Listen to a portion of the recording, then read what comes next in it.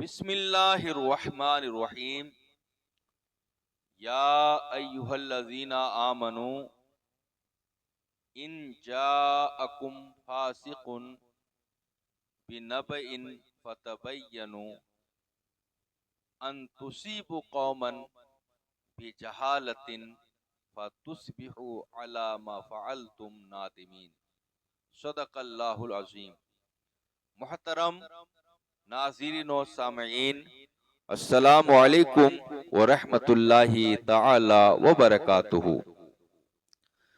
मंजरी साहिब के हैरत अंगेज झूठ और फरेब पर किस कदर मातम किया जाए फिर भी कम है। मंजरी साहिब का मुझ पर ये इल्जाम है कि मैं पीर परस्त हूँ। ला हौला वला कुव्वता इल्ला बिल्लाहिल अलील अज़ीम। अल्हम्दुलिल्लाहि रब्बिल आलमीन। मैं हुजूर ताजुश शरिया आले रहमा का मुरीद हूँ।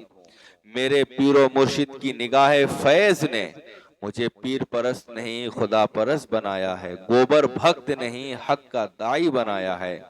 पूरे उड़ीसा के मुनसिफ खसलत उलमाए किराम और अवाम अहले सुन्नत बखूबी जानते हैं कि पीर परस्ती के खिलाफ बेबाकी के साथ अपने हाथों में मसले के आला हजरत का अलम लेकर जो शुरू दिन से खड़ा है, उसी को गुलाम हैदर रज़वी मिसबाही कहा जाता है, जिससे नीम राफजी, देवबंदी, वहाबी समेत गुस्ताखे सहाबा व अहले बैत परेशान और लर्जा बरंदाम हैं। वो अम्मा बेनिअमती रब्बिका फहद्दिस पर अमल करते हुए इसे मैंने कहा। ऐसे को पीर परस्त कहना उल्टा चोर कुतवाल को डांटना और कुल्लो इनाइन ये तरश हो बिमा फीहे वाली कहावत के मुतरादिफ है। मंजरी साहिब ने फितना की जड़ सैयद साहिब की कादरिया वाली तकरीर को करार दिया, जबकि ये मंजरी साहिब की फहश गोई और सरासर झूठ है। इख्तिलाफ व इंतशार कादरिया की तकरीर नहीं, हुजूर मुहद्दिस कबीर दामा ज़िलहुल आली का खिलाफ शरा बयान है, जो मरकज के लेटर पेड में मरकूम है। वो ये है, वो कैसे, मुझसे सुनिए। बहारे शरीयत तहकीम के बयान में है और काजी का फैसला अगर दूसरे काजी के पास पेश हुआ तो अगरचे उसके मजहब के खिलाफ है, इख्तिलाफी मसाइल में काजी अव्वल के फैसले को बातिल नहीं कर सकता, जबकि काजी अव्वल ने अपने मजहब के मुआफिक फैसला किया हो। आला हजरत ने तो दूसरे काजी को पहले काजी के फैसले के खिलाफ सुनने को भी मना फरमाया है। इसलिए तो जालेसर सेमिनार में साबिक फैसले और फतवे को छेड़े बगैर नसीम सरकार के इल्जामात से इनकार को सामने रखकर फैसला सुनाया, ताकि उलमाए किराम का वकार महफूज रहे। नसीम सरकार के मुतालिक पहला फैसला इल्जाम के एतबार से था, दूसरा फैसला इनकारो रुजू के एतबार से है।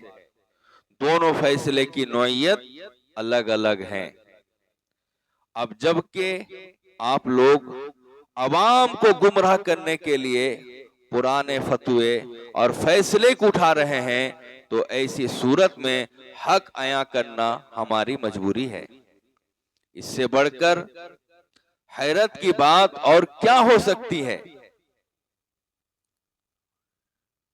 जालेसर सेमिनार के फैसल मुफ्तियाने किराम ने तो बहारे शरीयत पर अमल किया, पर हुजूर मुहद्दिस कबीर हुजूर सदरुश शरिया अलैहि रहमा के शहजादे होकर भी बहारे शरीयत में सदरुश शरिया के मरकूम हुक्म शरा के खिलाफ अपना बयान रिकॉर्ड कराया, तो जाहिर इंतशार पैदा होता। इस इंतशार का जिम्मेदार किसे करार दिया जाएगा, सब जानते हैं। मंजरी साहिब कह रहे हैं, पहला वाला सेमिनार ज्यादा मोतबर है या बाद वाला सेमिनार। मंजरी साहिब के इल्म व अकल और फहम व फरासत पर किस कदर रोया जाए फिर भी कम है। जिन्हें सेमिनार और शरीफ अदालत में फर्क मालूम नहीं, वो चले हैं एक ऐसे सैयद साहिब के ईमान और कुफ्र का फैसला सुनाने, जिन्हें मुजाहिदे मिल्लत ने ज़ुबदतुस सालिहीन, नुखबतुल आरिफीन, ताजुल अस्फिया, सिराजुल अत्किया, मुर्शिद अनवर, हजरत अक़दस मौलाना सैयद शाह नसीम अख्तर कादरी कहकर याद करते और ताज़ीम बजा लाते थे। मंजरी साहिब, आप तजाहुल आरिफाना से काम ना लें और अपनी आखिरत का ख्याल रखें। मैं आपसे अर्ज कर दूं, वल्लाह हमारा मकसद किसी साबिक फतवे और फैसले को गैर मोतबर साबित करना नहीं, बल्कि आवाम को सच बताना है और असल मुजरिम कौन है बताना है। सेमिनार से पहले नसीम सरकार से मुतालिक जितने फतवे और फैसले हैं वो सब मुताबिक इल्जाम सवाल हैं। आगे से उन इल्जामात से नसीम सरकार का इनकार आ जाना, गवाहों की गवाही से पलटी मारना और मुस्तफ्तियों का अपने इस्तिफ्ता की सिहत से इनकार करना और ये राज खुल जाना कि नसीम सरकार तक अल्लामा साहब क़िबला अलैहिर्रहमा का खत का ना पहुंचाना, काजी की आमद से एक दिन कबल फोन से नसीम सरकार को गालियां देना, फिर भी कहना कि अब भी हुक्म बाकी है, शरीयत का खून करना है। ये मेरी खुद की बोली नहीं है, ये मुस्तफ्तियों और गवाहों और उसूल शरा की बोली है। इसे मैंने बहैसियत नाकिल नकल किया है। इसमें फैसल मुफ्तियान किराम का क्या कसूर? कसूर तो उन गवाहों के हैं जिन्होंने झूठी गवाहियां दी हैं। नसीम सरकार को अल्लामा अलैहिर्रहमा का खत ना पहुंचाना और नसीम सरकार की रजामंदी ना लेना, फिर नसीम सरकार को फोन से गाली गलौज करना और अल्लामा अरशदुल कादरी अलैहिर्रहमा की बारगाह में झूठ कहकर शरी अदालत कायम करना, शरीयत का खून करना नहीं तो और क्या है। आला हजरत मुजाहिद मिल्लत सदरुल शरिया अल्लामा अरशदुल कादरी शारे बुखारी और नसीम सरकार को तकलीफ पहुंचाना नहीं तो और क्या है। आफाकी साहिब जालेसर सेमिनार को गैर मोतबर साबित करने के लिए कुछ इस तरह झूठ कहा कि बाद वाला सेमिनार जिसके बाद बड़े बड़े उलमाए किराम ने रुजू फरमा लिया है, जैसा कि अल्लामा अफजाल जिदा शर्फ हो, उन्होंने सेमिनार के फौरन बाद रुजूनामा शाये फरमा दिया। उसके बाद अल्लामा अब्दुल रहीम ने अपना रुजूनामा शाये फरमा दिया। किसी दानिशमंद ने सही कहा था, झूठे की याददाश्त बहुत कमजोर होती है, बात से बात की गहराई चली जाती है, झूठ आ जाए तो सच्चाई चली जाती है। आफाकी साहिब, इन दो बुजुर्ग आलिम का आपने जिक्र फरमाया कि इन्होंने फौरन रुजू फरमा लिया। अल्लाह से डरें, सादात से इतना बुग़्ज़ ना रखें, आखिर मौत है, अल्लाह को मुंह दिखाना है। यह आपका निरा झूठ, इल्जाम तराशी और बोहतान बाजी है। फैसला की तारीख और रुजू की तारीख मिला लीजिए, पता चल जाएगा कि फौरन का कौल करना दुरुस्त है कि नहीं। दूसरी बात, ये दोनों हजरात रुखसत पर अमल करते हुए रुजू तो जरूर किए, इसकी इल्लत वो दोनों जरूर कयामत के दिन बताएंगे, मगर इन दोनों हजरात ने रुजूनामा में फैसले को गलत नहीं करार दिया है। और कैसे गलत करार देते, जबकि फैसला फतवा रज़विया शरीफ के ऐने मुताबिक दुरुस्त है और अभी तक हुजूर मुहद्दिस कबीर ने भी उस फैसले को गलत नहीं कहा है। तीसरी बात सुनिए, हुजूर मुहद्दिस कबीर दामद ज़िल्लुल आली का फरमान आली शान है, शरीफ फैसले से किसी के रुजू कर लेने से फैसला गैर मोतबर नहीं होगा। हाँ, रुजू करने वाले जरूर गैर मोतबर हो जाएंगे। आपने आला हजरत के दर वाले मुफ्तियान किराम के रुजूनामा के मुतालिक तो हिर्जा सराय की, जबकि आला हजरत के 3 घर वाले की इस फैसले में तायद अब भी बाकी है। इसे क्यों नहीं बताए? इसी को कहते हैं दाल नहीं, आपका दिल काला है।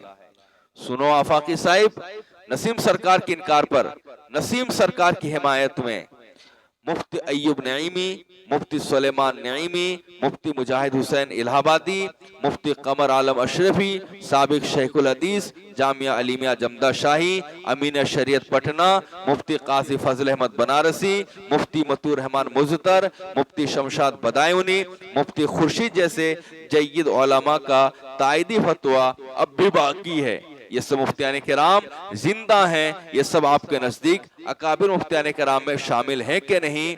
आप क्या हुक्म लगाएंगे इन हस्तियों पर जिनके हिमायती फतवे आज भी बाकी हैं? आफाकी यूट्यूबर साहिब बाहर शरीयत के हवाले से फरमाते हैं, हुकूकुल्लाह में गवाही देना बगैर तलब मुद्दे भी वाजिब है।